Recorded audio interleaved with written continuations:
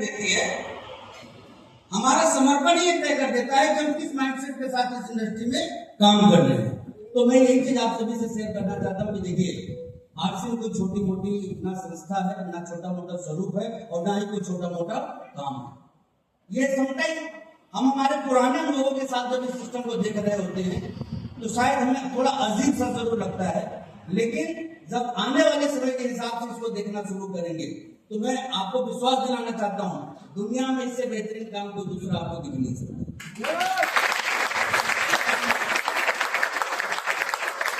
अब यूं तो करने को बहुत सारे काम आज हैं हमारे पास के जिसको करके हम पैसे कमा सकते हैं और जिंदगी में आगे भी बढ़ सकते हैं। सही है या गलत? तो उन सारे कामों के बावजूद हमें आरसीएम करने की आवश्यकता आखिर क्यों आन पड़ी? तो मैं यही चीज आपके बीच में आज रखने वाला हूँ।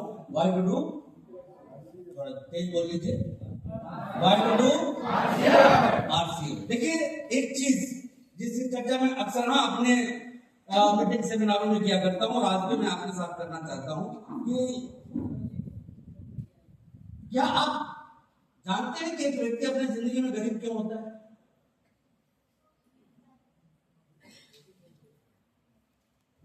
पूर्व जन्मों के कर्मों की वजह से, पिताजी के कर्मों की वजह से। लेकिन जो बन रहा है वो काशी के लोग हैं, आप लोग धार्मिक थोड़े ज्यादा ही होते हैं। हम किसी भी बुरे काम की क्रेडिट नहीं लेते, वो क्रेडिट देते हैं। ये हमेशा याद रखिएगा, क्रेडिट किसे देंगे? कभी पूर्व जन्म को क्रेडिट दे देंगे, कभी पूर्वजों को क्रेडिट दे देंगे, कभी किसी और को, कभी किसी और को। लेकिन हम ये भूल जाते हैं कि जिंदगी में गरीब होने का एकमात्र कारण होता है, वो है हम सोचना या दूसरों से बात नहीं सोचना।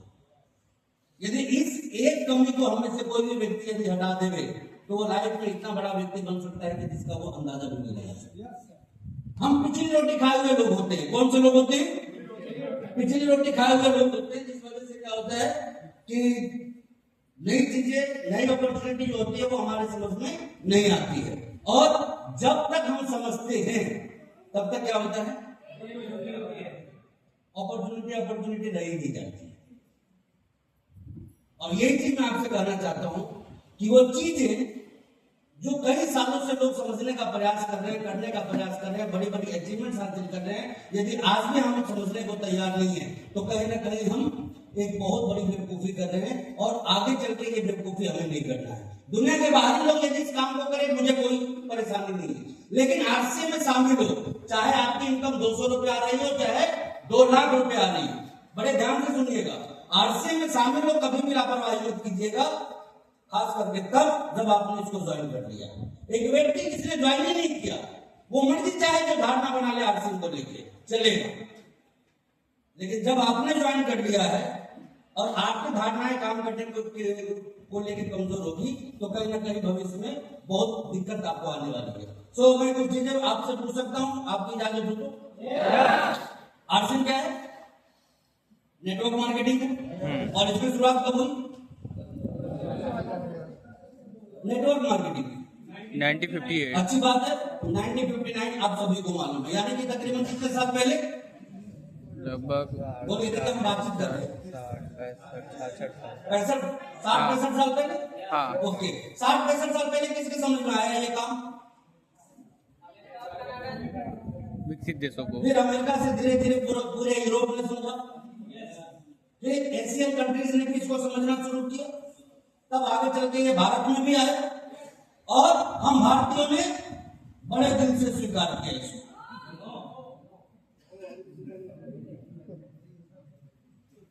आपके घर में कितने लोगों को समझ में आता है? आरसीएम करने के बाद तो आप ही समझना, उनको नहीं आते। आरसीएम के बाद समझना है,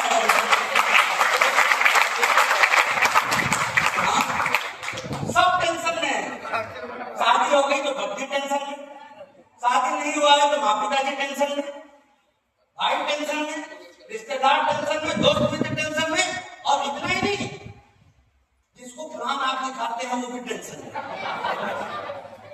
ऐसा होता ही नहीं? क्यों होता है? क्योंकि बात ही आप कर जाते हैं जो उसकी सोच से ऊपर की चीज है, परे की चीज है। जिंदगी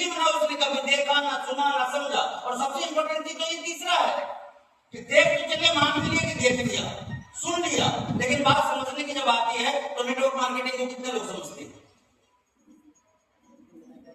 बताऊं मैं आपको, नेटवर्क मार्केटिंग को करने वाले भी 99% लोग नहीं समझते इसको। तो बाहर वालों की तो बात ही छोड़ दीजिए। ये हैरान कर देने वाला आंकड़ा दे रहा हूं मैं आपको। वर्मा सर, मतलब ये आप बोल सकते हैं कहीं भी, करने वाले 99% लोग नहीं समझते, तो ना करने वालों की तो। मेरे पिताजी की पहली इच्छा आश्रम को देखने के बाद यही थी कि मैं आश्रम छोड़ दूं। माता जी ना जाने कितनी धूपबत्ती दिखाई होगी भगवान को, लेकिन मेरे समझ नहीं आ चुका। और ये चीज मैं आपको समझाना चाहता हूं कि दुनिया समझे ना समझे, इससे आपकी जिंदगी में कोई फर्क नहीं पड़ना। आप यदि समझ लिए हैं तो किसी बेवकूफ के समझ से अपनी समझ को टैली मत कीजिए।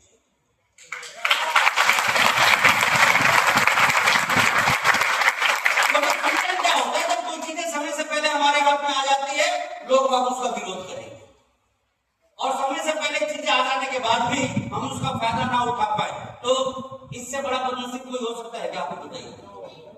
तो अच्छी बात है कि आपने 2025 में इसको समझ लिया है।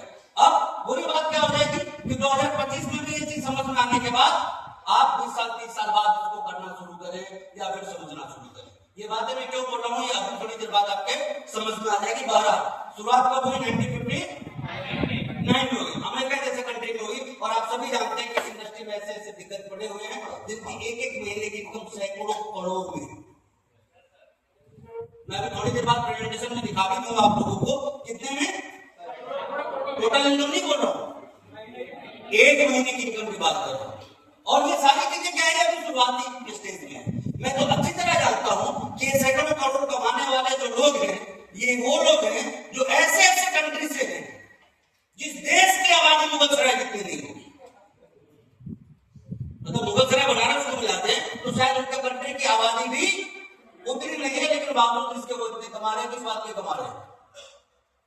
अपॉर्चुनिटी को समझने के एवज में। और दुनिया में कोई भी व्यक्ति आगे है तो किस बात से आगे है?